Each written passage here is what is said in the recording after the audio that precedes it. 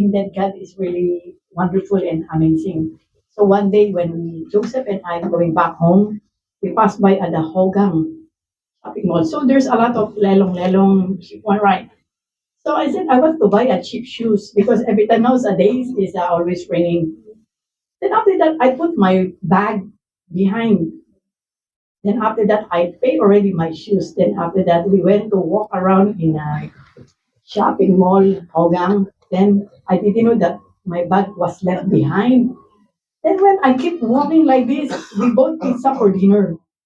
I then the person told me, "Can you wait about half an hour?" I said, "Okay." Actually, it's still early, so we keep walking around. I said, "Why something like very like my my shoulder?" But I never think that my bag was I left behind. Then I got hair clip like this, right?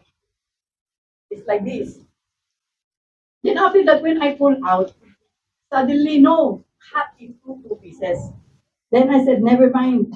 Actually, I still extra one to my bag. This is the time I thought, where's my bag? So we rushing, we run. We go. I said, Lord, I hope my bag is still there.